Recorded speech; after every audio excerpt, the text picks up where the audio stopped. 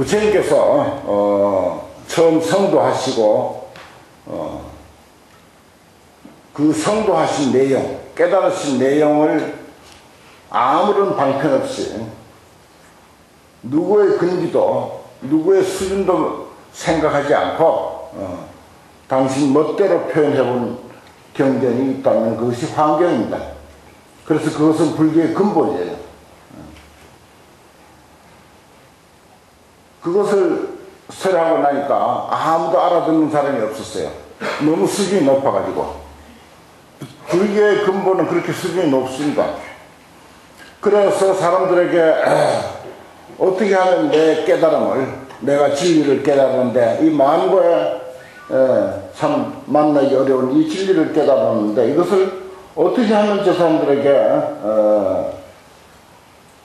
이해시킬 것인가 참으로 고민하고 고민하다가 그 다음에는 이제 수준을 딱 낮춰가지고 내 깨달은 내용 그대로 이야기해서는 저 중생들이 하나도 못 알아들으니 하는 수 없이 나는 유치원생으로 다시 내려가서 아주 쉬운 이야기부터 해야 되겠다. 이렇게 해서 아함경, 소승 경전인 아함경부터 이제 설하기 시작했습니다. 사실 부처님은 크게 마음에도 없는 말씀을 하셨어요. 당신의 깨달음은 저 하늘인데 땅 이야기를 하고 있으니 그 뭐 성에 찰기가 없죠. 부처님 고충이 참 컸습니다. 그런 세월을 상당히 오랜 세월 지냈어요. 그것이 이제 아함부 12년을 설하시고 방정부 8년을 설하시고 반야부 20년을 설하시고 나서 비로소 40년이라는 세월을 참고 참다가 이제서 비로소 내 속에 있는 이야기를 해야 되겠다라고 생각하고 설하신 것이 법화경입니다. 종단법화 우파예라고 마지막 내가 8년의 세월 동안 죽음을 앞두고 열반을 앞두고 내가 정말 내 가슴에 쌓아두었던 아끼고 아꼈던 내 이야기를 정말 좀 해야 되겠구나 라고 한 것이 법화경입니다. 그래서 비유를 들자면은 해가 아침에 처음 뜰 때 가장 높은 봉우리를 비추듯이 처음 설하신 화엄경은 그와 같은 아침 해와 같은 것이다. 그걸 선조고산 이렇게 표현하죠.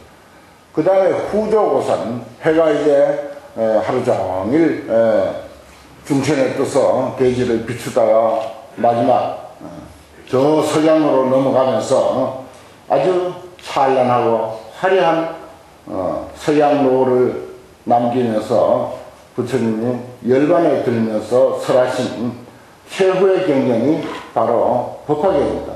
그래서 법화경은 후조고산 그래요. 마지막 해가 넘어갈 때 가장 높은 봉우리를 비추고 해가 넘어가듯이 법화경도 그와 같이 가장 높은 경지에 이런 가르침이다. 이런 내용입니다. 그래서 법화경을 부처님 교설의 완성이다 그래요. 부처님 교설의 완성이다. 화엄경은 부처님 교설의 기본이다 그래요. 기본. 다른 말로 표현하면 화엄경은 씨앗이요, 법화경은 열매입니다. 씨앗이 어디서 나왔습니까? 열매에서 나왔어요. 열매가 곧 씨앗이 됩니다.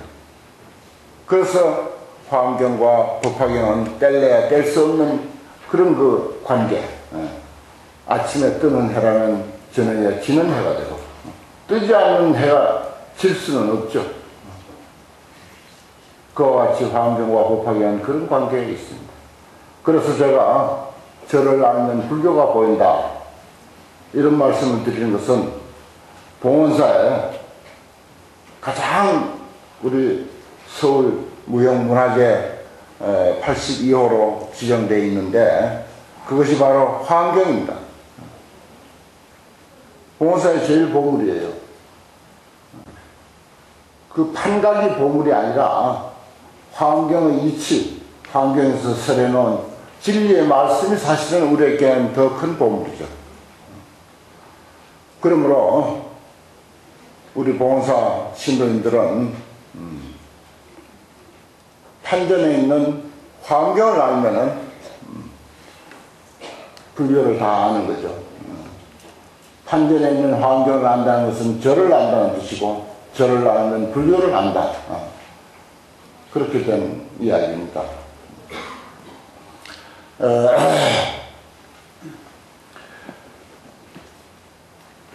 불교를 공부해서 불교를 이야기하는 분들 중에 저마다 자기 안목이 있어서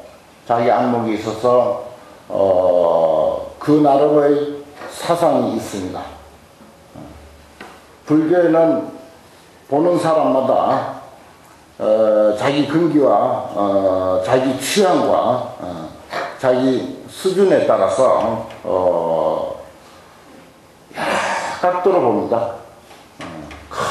큰 산이 하나 있다면은 그 산을 동쪽에서 보는 사람, 서쪽에서 보는 사람, 남쪽에서 보는 사람, 북쪽에서 보는 사람, 산 초입새에 들어가다가 그걸로 그 산이라고 하는 사람, 또는 중턱에 올라가다가 그것이 그 산이라고 하는 사람, 또 그 산에 흐르는 겨울 물을 보고 그 산이라고 하는 사람,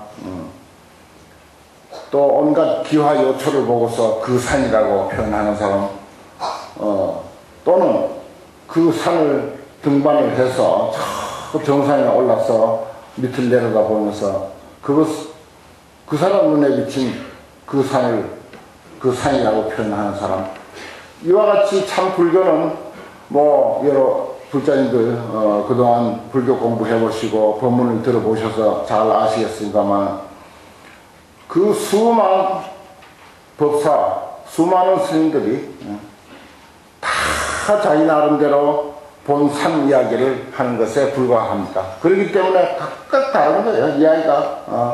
이야기가 각각 다릅니다.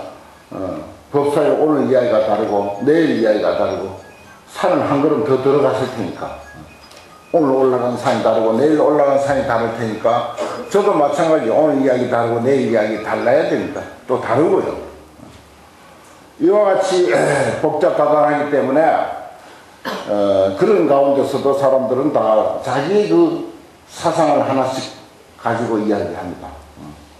과거 한 20년 전에 돌아가신 아주 큰 스님 계셨어요.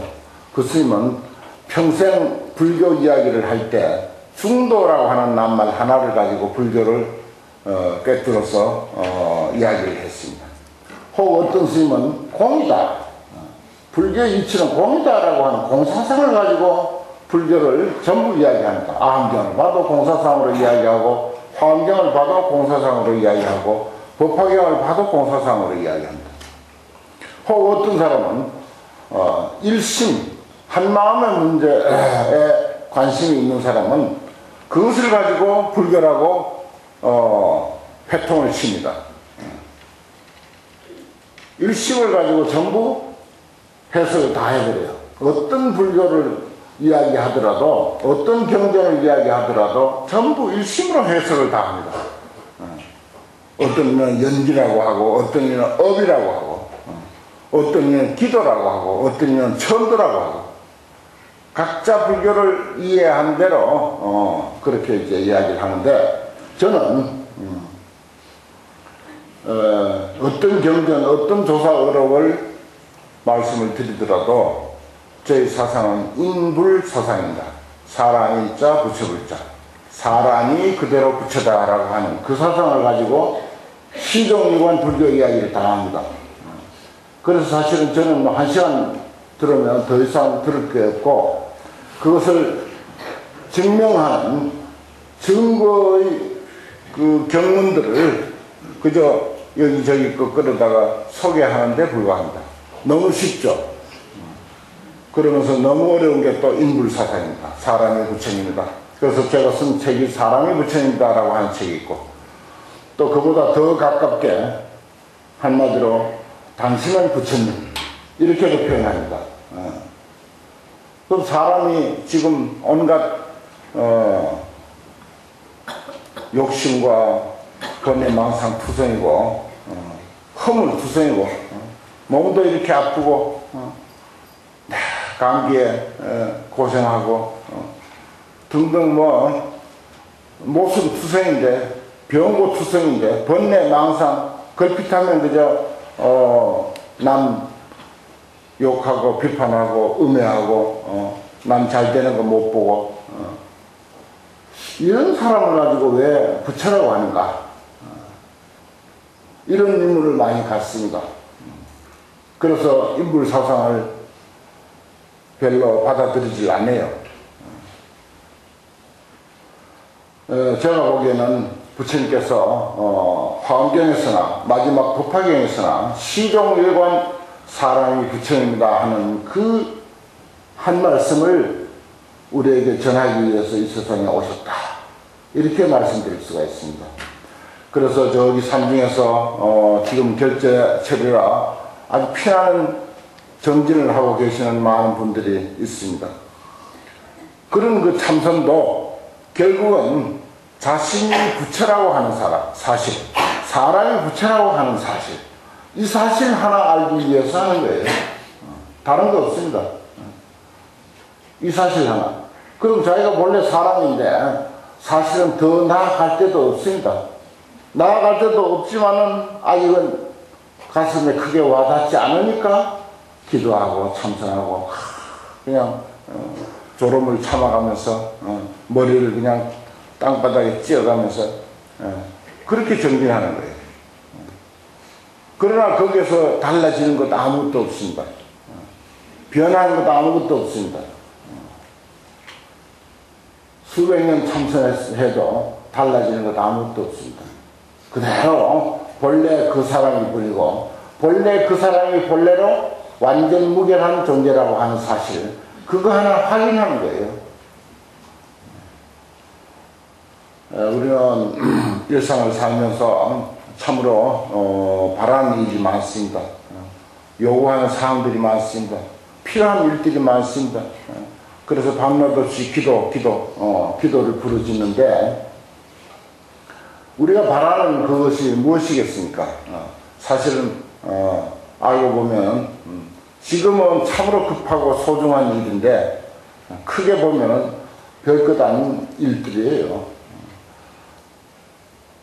당신 자신이 만약에 부처라고 하는 그 사실이 확실하다면 그동안 소소한 그런 그 소원들, 부처님 앞에 빌었던 그런 그 소원들이 무용지물이 됩니다.